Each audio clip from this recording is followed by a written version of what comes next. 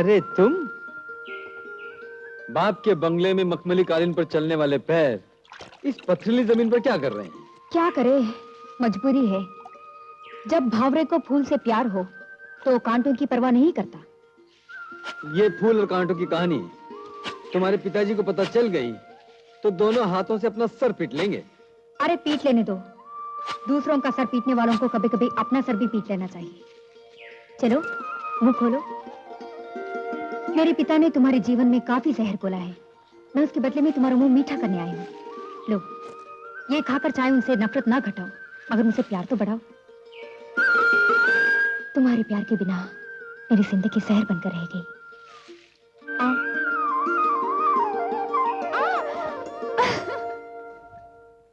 शर्मा, शर्मा। अरे कभी तो पूरा कर लेने दीजिए बंटी जी। ये सूरज के साथ कौन बातें कर रहा है? कहाँ? ओहो, आपके चश्मे का नंबर खराब हो गया है। अब दूरबीन लगा के देखा कीजिए। बातें कर रहा है नहीं, कर रही है। मैं। कौन कर रही है? आपकी बेटी। ये नहीं मालूम है। हाय हाय हाय हाय हाय, उसके हाथों की बनी मिठाई की खुशबू यहाँ तक आ रही है। और वहाँ तो क्या क्या हो रहा होगा। अरे मैं उनका कलेजा चीर के सारी मिठाई अंदर से निकालूंगा। कैसी बातें कर रहे हैं बंसी जी। दो जवान दिलों को न मिलने देने का मतलब है खड़ी तलवार पे बैठना। ऐसी बातों को देख के भी अनदेखी कर देनी चाहिए। क्या बकता है? मैं उनका इतिहास मिटा डालूंगा। वो अपनी जिद की छुरी से आपके इतिहास का गला काट डालेंगे। देखिए बंसी जी, आप ज्यादा रोकने की कोशिश करेंगे तो उनकी जिद बढ़ती जाएगी। वैसे कुछ भी कहिए, ईमान की बात तो यह है कि वो साला है मर्द बच्चा, कुछ भी कर सकता है। नहीं नहीं नहीं, देखिए पढ़ा लिखा होने पर भी हल जोत लिया। आज बीज बो रहा है, कल पौधे उगा लेगा, परसों आपका कर्जा चुका देगा और तरसों आपकी बेटी को लेके चंपत हो जाएगा। ज्यादा बकवास करेगा तो मैं तेरी बीवी को उठा लाऊंगा। ले जाइए। 3 साल से उसको लकवा है। वो बिस्तर पे पड़ी है। नहीं, कोई उसको ले नहीं जाता। आप ले जाइए। उल्टी हो रही है। मैं भिजवा चलो रघु से मिलकर नया तह शुरू करते हैं। मछली हो रही है। जी नमस्ते। क्या बात है, आज आप अकेली काम कर रही हैं? आपके भाई साहब नजर नहीं आ रहे? जो बोलिए तो। सीता जी, आप तो अच्छी तरह से जानती हैं कि मैं इस गांव के कानून और इंसाफ का रखवाला हूं। इसलिए मेरा इंसाफ तो ये कहता है कि आप पर ये विधवापन अच्छा नहीं लगता है, शोभा नहीं देता है। इसलिए मैं ये देखिए आपके लिए सुहागिन का जोड़ा लाया हूँ। इसे पहन लीजिए और मेरे साथ हमेशा हमेशा के लिए गांठ बांधिए। ओहो, अबे शर्मा के बच्चे साले, मैंने तुझे कितनी बार कहा है कि जगह देखकर हाथ बढ़ाया कर। जिस दिन मेरा हाथ बढ़ गया तो साले गीला हो जाए। भाई साहब नमस्ते। नमस्ते। आप कब आए? काफी देर हो गई। तब तो आपने मेरी सब बातें सुन ली होंगी। भाई साहब, मेरी बातों को गलत मत समझना। मैं वाकई ही आपकी विधवा बहन सीता जी से शादी करना चाहता हूँ। हरामजादे, क्या बोला? तूने गांव के मुंशी को मारा? फिर मारा? मेरी बहन को साड़ी पहनाएगा? हाँ। अबे कमीने, ये साड़ी अब मैं तुझे पहनाऊंगा। मुझे? चल उतार कपड़े। मैं कपड़े उतारूं? अबे कपड़े उतार, नहीं तो तेरी गर्दन को तेरे धड़ से उतारूंगा। उतारता। लेकिन जरा सोचो, गांव वाले देखेंगे तो क्या करेंगे? अबे उतारता कपड़े के मारूं मैं? अरे उतारता भैया, उतारता हूँ। चल जा भाई, जा उधर।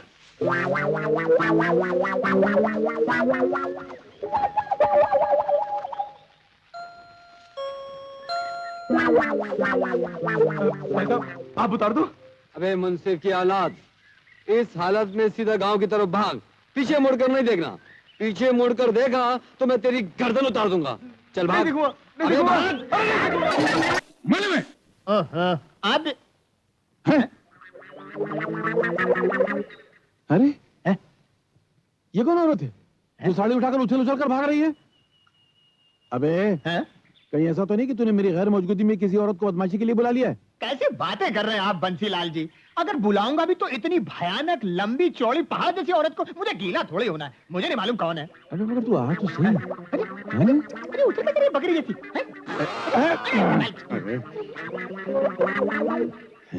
मगर शरीर बहुत लाजवाब है रे उसका। मगर ये भाग कैसे रही है? लगता है अपने खसम को छोड़ के भाग रही है। अरे बंसीलाल जी, वो आपके कैंप की तरफ ही जा रही है। तू यहाँ खड़ा रहे जी, मैं जरा उससे मिल के आता हूँ। नहीं बंसीलाल जी, ये पाप का काम मुझसे नहीं होगा। मैं ही उस दुखियारी का हालचाल पूछकर आता हूँ, आप यहीं रहिए। एक झापड़ मारूंगा तो फटे हुए पजामे की तरह हवा मुड़ जाएगा। ये पजामे की बार बार याद क्यों दिलवाते हैं आप? खड़ा रहे। खड़ा रहे। अरे ऐ, कर गया न गीला।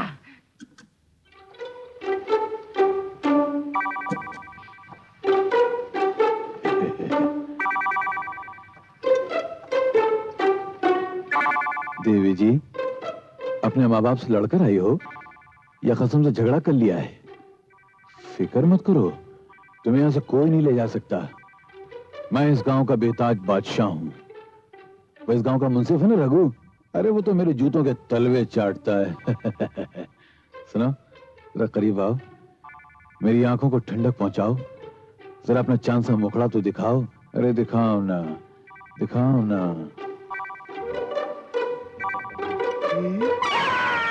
कितनी भयानक औरत! हाँ? ए, तू कहीं रघु की जुड़वा बहन तो नहीं है? नहीं, फिर कौन है? मैं रघु ही हूँ। हाँ? फिर ये साड़ी? ए, कहीं गलत धंधा तो नहीं शुरू कर दिया है? अरे चुप, ये सब तुम्हारी सलाह का नतीजा है। मेरी? हाँ, तुमने मुझ सांड को उस हिरनी के पास भेजा था ना, तो उस हरामजादे सूरज ने मुझ सांड को राण बुला दिया है, मुझे गीला भी कर दिया है।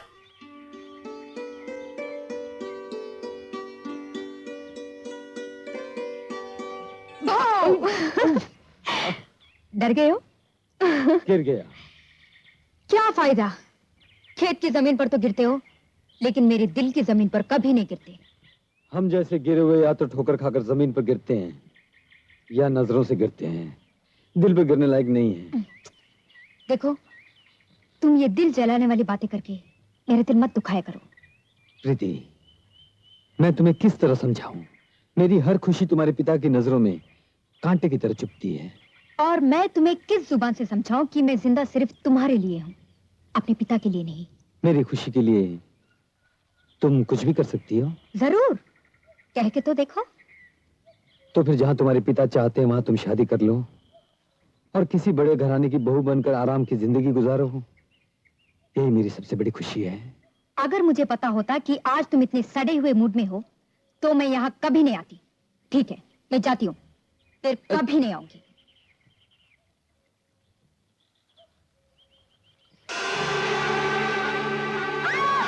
प्रीति, क्या हुआ? अरे क्या हुआ?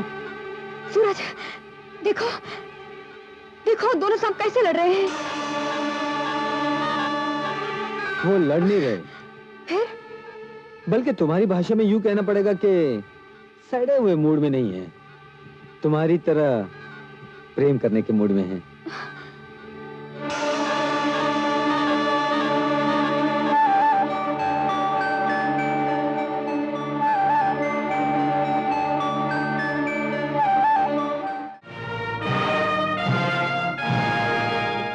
बंसीलाल।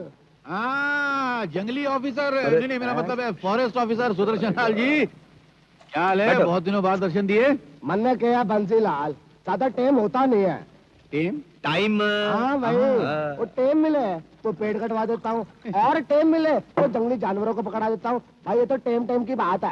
हाँ भाई, दुनिया में दो ही तो लाल हैं, एक बंसीलाल, दूसरे सुदर्शन लाल। क्यों जी? मुझे भी। और सुदर्शन जी को खास खबर? खबर है बंसीलाल कि जंगल का एक बहुत बड़ा हिस्सा है और वहाँ पर सिर्फ सागवान के पेड़ लगे हैं और फॉरेस्ट डिपार्टमेंट ने उसके लिए टेंडर मंगवाया है। तो सब लोग एक काम करो, वो टेंडर भर दो, बहुत सारा फायदा होगा। समझ में नहीं आता सुदर्शन लाल जी, आपके निशानों का शुक्रिया हम कैसे अदा करें? वैसे ही जैसे हमेशा चुकता करते आए हो बंसीलाल। एक तो मन्ने की ये छोटी सी जेब गरम कर दो और दूसरा मन्ने को कोई ताजा गुवाहाटी फल खिला दो, बहुत टेम हो गया है। देखिए, जहाँ तक आपकी इस छोटी जेब का ताल्लुक है वो तो मैं गर्म कर दूंगा, फल वल खिलाना इनका काम है।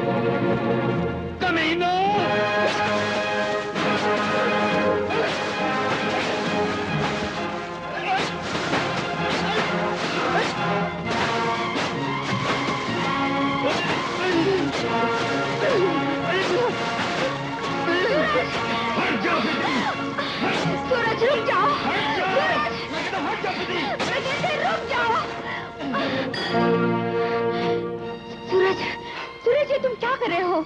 ये तो पागलपन है। नहीं प्रीति, मैं अपनी बेबसी का गला घोंट रहा था। अगर यही बहादुरी तुमने मेरे पिता के सामने दिखाई होती तो अब तक मैं तुम्हारी पत्नी बन चुकी होती। तुम्हारे बाप के सामने बहादुरी दिखाने के लिए मुझे हाथ में खंजर उठाना होगा।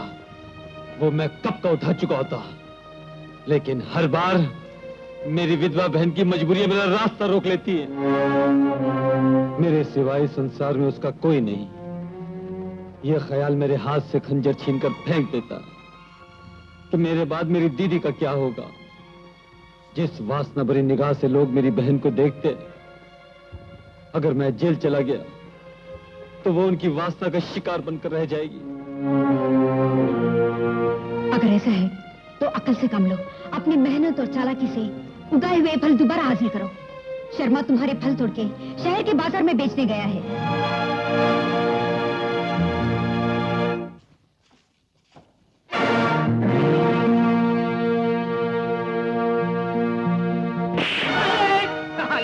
अरे बंसीलाल जी को क्या जवाब दूंगा, फिर गीला कर गया सब। कभी खो जाए। सुनिए, अरे सीता, सीता तुम्हारे खूबसूरत पैर मेरे घर की चौखट चमकाने आए हैं।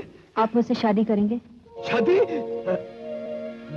सीता, तुम मेरा क्यों मजाक उड़ा रही हो? क्या एक बार साड़ी पहनाने के बाद भी तुम्हारा जी?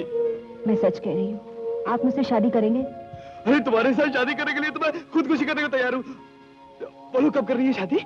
अभी, इसी वक्त। इसी वक्त? मुझे मंजूर है। देखो सीता, मैं इस गांव के कायदे कानून का इंचार्ज हूँ। शादी तो मैं आधे घंटे में कर लूंगा, लेकिन कहीं ऐन वक्त पर तुम्हारा भाई आ गया और उसने वो मंगलसूत्र मेरे गले में पहना दिया तो बड़ी मुश्किल हो जाएगी। नहीं, उसे मालूम ही नहीं पड़ेगा।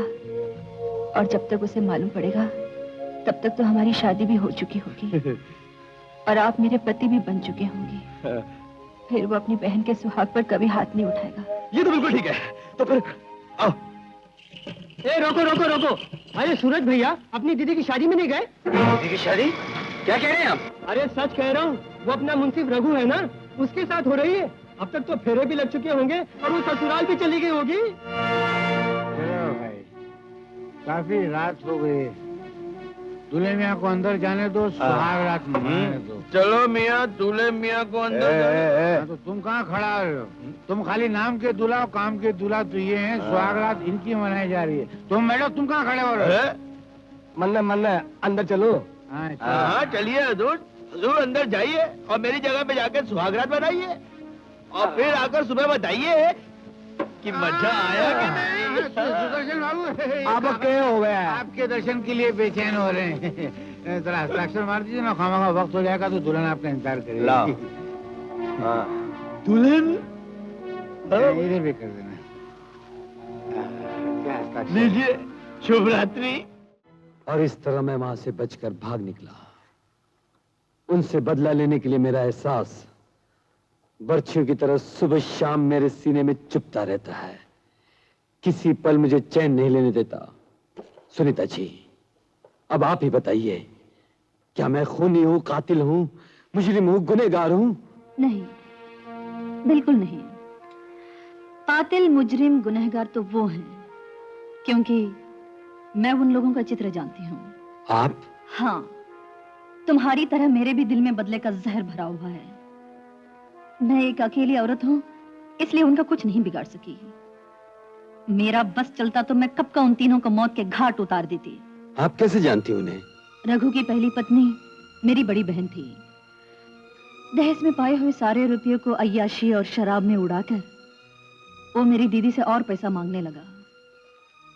पहले मेरी दीदी बात टालती रही, आखिर जब तंग आकर उसने साफ इनकार कर दिया तो रघु ने मेरी दीदी का खून कर दिया और बंसीलाल के साथ मिलकर यह खबर फैला दी कि उसका दिमाग ठीक नहीं था, उसने अपने आप खुदकुशी कर ली। उस दिन से मैं उन जालिमों से बदला लेने के लिए मौका ढूंढ रही हूँ। आज भगवान ने आपके रूप में खुद आकर मेरे दिल में भड़कती हुई ज्वाला को ठंडी करने का रास्ता बना दिया। मेरी आज तक की जमा की हुई कमाई, मेरा इन्फ्लुएंस, मेरा वसीला, मैं हर तरह से आपके साथ हूँ। बस आप वहां जाकर उन भेड़ियों का ऐसा सबक सिखाइए कि इस इलाके के लोग रहती दुनिया तक उस सबक को याद रखें। वाह, क्या चिकन बना था भैया? हाँ, मैंने तो बहुत खा लिया, मुझे नींद आ रही है, मैं जा रहा हूँ सोने। Bye bye. जीजा जी की फोटो यहाँ कैसे आई भैया? हाँ? तू इसको जानती है? ऑफ कोर्स, वो जो मेरी प्यारी प्यारी मीठी मीठी जो दीदी है ना, सुनीता दीदी, ये उन्हीं का मंगेतर है। उनके ही रहते हैं ये। You mean to say doctor Sunita? Yes. Oh my God! चिराग तले अंधेरा। Keep quiet!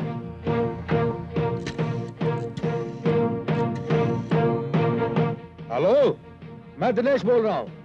जिस मुजरिम की हम सुबह शाम तलाश कर रहे हैं, वो मेरे पड़ोस में ही छुपा बैठा है। तुम फौरन पुलिस फोर्स लेकर डॉक्टर सुनीता के मकान को चारों तरफ से घेर लो। कम ऑन फास्ट नाउ, मैं पहुंचता हूँ।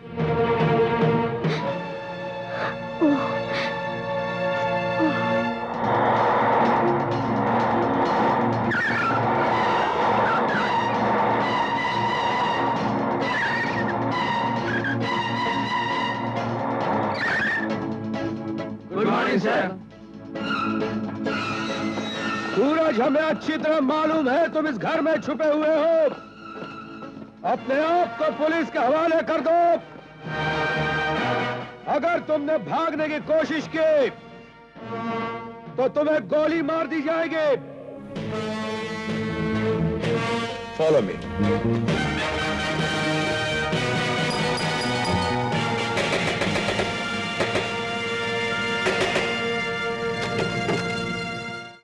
डॉक्टर सुनीता, यस, सूरज कहाँ है?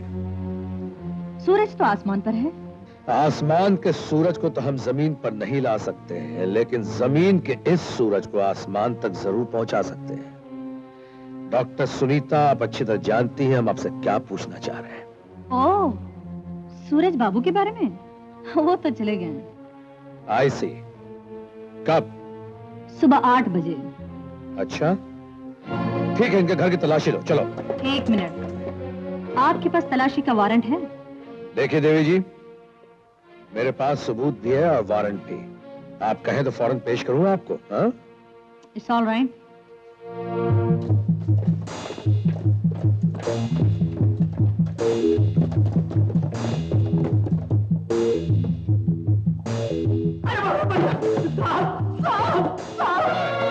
ऊपर पलंग गिर रहा है। क्या बोल रहा बेडियट? मैं अपने 9 बच्चों के कसम खा के कहता हूँ, पलंग गिर रहा है। आप खुद जाके ऊपर देख लीजिए। और चंपकलाल, तू क्यों हिल रहा है? चल साथ आ। साहब, ये देखिए, पलंग हिल रहा है। चलो उठाओ। इडियट, हाथ उठाने को नहीं बोल रहा हूँ, पलंग उठाओ। हाय भैया, आप? तुम यहाँ क्या कर रही हो? मेरे पहुंचने से मैं अपनी किताब लेने आई थी। ये देखो, भागो भूत आया। इसी को तो ढूंढ रही थी। शट मैं सच कह रही हूँ भैया। Up. Shut up. Doctor Sunita, आपको मेरे साथ पुलिस स्टेशन आना पड़ेगा।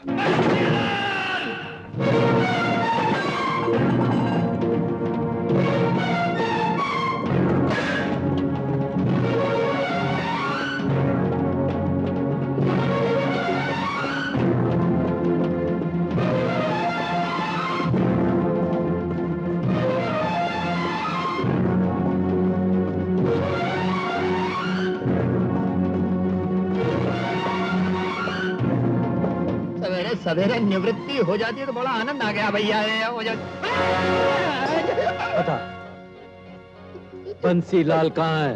मर गया, खो गया, मतलब गीला हो गया। सीधी तरह बता, वरना गर्दन मरोड़ कर यहीं जमीन में गाड़ दूंगा।